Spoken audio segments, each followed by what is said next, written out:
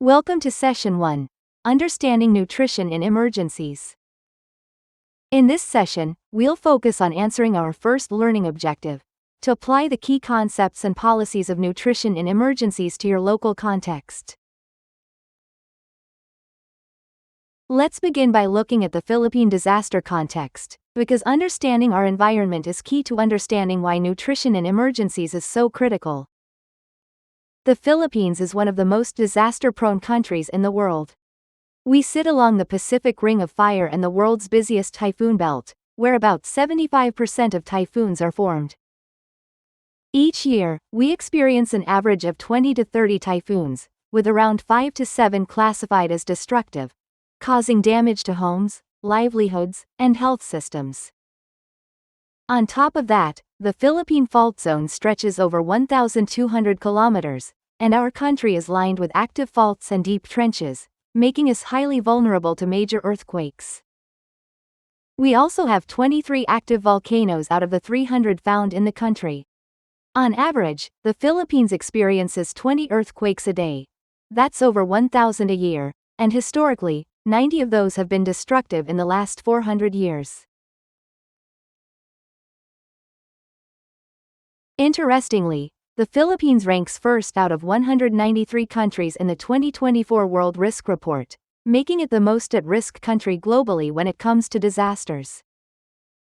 The country also ranks fourth in terms of hazard exposure, and falls within the top 25 in two other critical areas, 21st in vulnerability, and 22nd in both susceptibility and lack of response capacity. These rankings highlight not only our high exposure to hazards but also the urgent need to strengthen our systems. Given everything we've just discussed, let's take a moment to pause and reflect. Think of a recent disaster or emergency that occurred in your area. Answer the following. What were some of the general challenges that affected your community?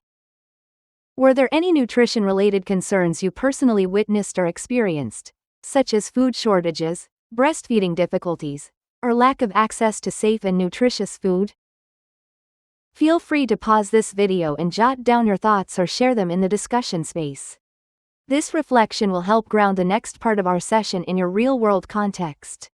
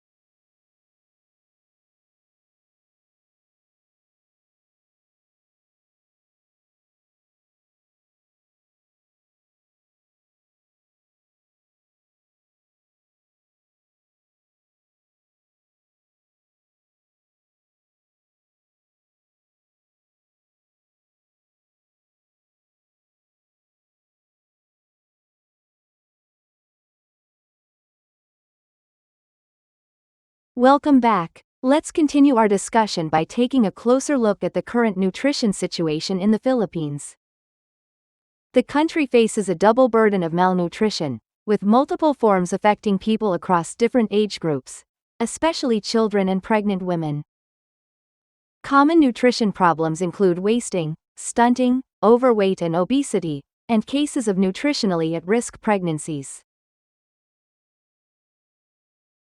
These nutrition challenges stem from a range of factors, often linked to limited access to nutritious food, poor feeding and care practices, and gaps in health and nutrition services.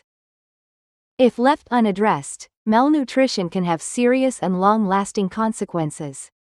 These include impaired cognitive development, reduced productivity and work capacity, lower earning potential in adulthood, and a greater risk of illness, infection, and even death. These malnutrition concerns, and their consequences, can be further worsened during nutrition emergencies. A nutrition emergency refers to a situation where food security is significantly disrupted, increasing the risk of malnutrition, illness, and even death, especially among vulnerable groups. One key indicator used to assess the severity of a nutrition emergency is the prevalence of acute malnutrition, often measured as low weight for height or length in children. In times of emergency, not everyone is affected equally. Certain groups are more vulnerable to malnutrition due to their physical condition, location, or circumstances. These vulnerable populations can be grouped into four main categories. First, those with physiological vulnerability. This includes young children, pregnant and lactating women, the elderly, people with disabilities, and those living with chronic illnesses. Their nutritional needs are higher, and their bodies are less able to cope with stress and illness. Second, individuals with geographical vulnerability, such as those living in drought or flood-prone areas, conflict zones, or geographically isolated communities where access to food and services is limited. Third, we have people facing political vulnerability. These are often oppressed, excluded, or deprived populations whose access to resources and support may already be limited, even before a crisis. And finally, those who are displaced or refugees, people who have been forced to flee their homes, often with few resources and little access to stable nutrition or healthcare. Emergencies often bring several nutrition-related challenges. These include acute malnutrition, especially among children, and limited access to safe food and clean water. Infant and young child feeding practices are often disrupted, while unsanitary environments increase the risk of illness. Lastly, unsolicited milk donations can harm breastfeeding efforts and violate national guidelines. With all these challenges and the serious consequences of malnutrition during emergencies, one thing is clear: nutrition in emergencies is critical. But what exactly do we mean by nutrition in emergencies? Let's take a closer look. Nutrition in emergencies, or NE, refers to a set of essential nutrition services that are integrated into the broader disaster risk reduction and management system. These services aim to do two critical things. First, to prevent illness, death, and the worsening of malnutrition, especially among the most vulnerable. And second, to protect the right of every person to adequate nutrition, even in the midst of crisis. Nutrition in emergency is more than just feeding people. It's about ensuring that nutrition remains a priority in emergency. Nutrition in emergencies, or NE, should be integrated into all phases of the Philippine Disaster Risk Reduction and Management (DRRM) framework. These four phases include disaster prevention and mitigation, disaster preparedness, disaster response, and disaster rehabilitation and recovery. Integrating NE across these phases ensures that nutrition is not only part of the response, but also part of the planning, risk reduction, and long-term recovery efforts. There are 4 critical interventions in nutrition in emergencies. These are designed to address the immediate needs of vulnerable groups and prevent worsening malnutrition during crises. First, we have infant and young child feeding in emergencies, or IYCFE. This focuses on protecting and supporting breastfeeding and ensuring safe and appropriate complementary feeding, especially in emergency settings. Second is dietary supplementation. This includes the provision of food supplements, such as ready-to-use supplementary or therapeutic foods or fortified blended foods, to help meet the nutritional needs of at-risk individuals. Third, the integrated management of acute malnutrition, or AMAM, involves screening, referral, and treatment of children with moderate and severe acute malnutrition, through both outpatient and inpatient care. And fourth, micronutrient supplementation. This includes giving vitamins and minerals, such as vitamin A, iron, or micronutrient powder, to prevent and treat micronutrient deficiencies during emergencies. Together, these 4 interventions form the core of a life-saving nutrition response in times of crisis. To ensure the effective delivery of nutrition in emergencies, interventions, and the achievement of its overall goal, there are several key national policies that provide guidance and support. Here are some of the most important ones. Republic Act 10121, or the Philippine Disaster Risk Reduction and Management Act of 2010, which mandates the integration of nutrition and health services in all phases of disaster preparedness and response. The DOE Administrative Order 2017-0007, which provides the guidelines for delivering essential health service packages in emergencies and disasters, including nutrition. The National Nutrition Council's Governing Board Resolution No. 1, Series of 2009, which adopts the national policy on nutrition management in emergencies and disasters. And the Universal Healthcare Act, RA 11223, which promotes access to essential health and nutrition services for all Filipinos, including during emergencies. These policies collectively emphasize that nutrition must remain a priority in all phases of DRRM. Before we end this session, here are 4 key points to remember.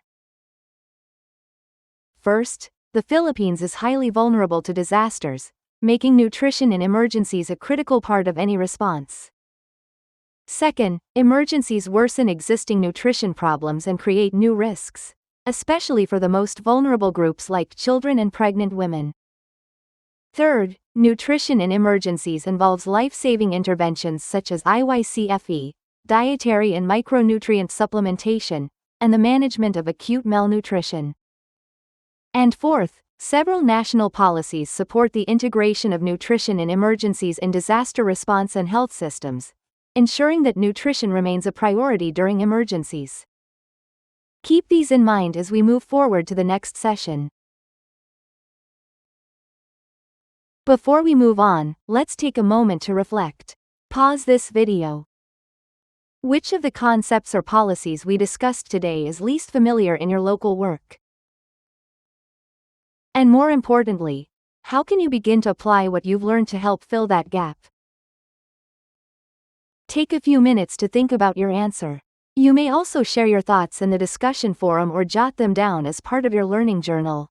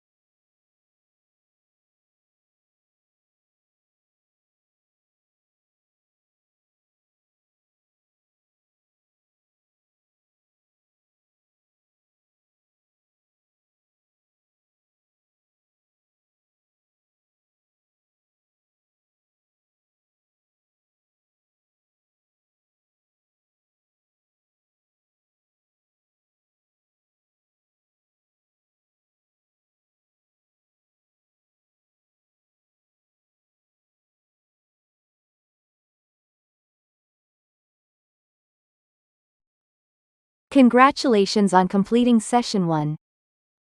You've just taken an important step in understanding the foundations of nutrition in emergencies. Great job so far. Let's keep the momentum going as we move into the next session.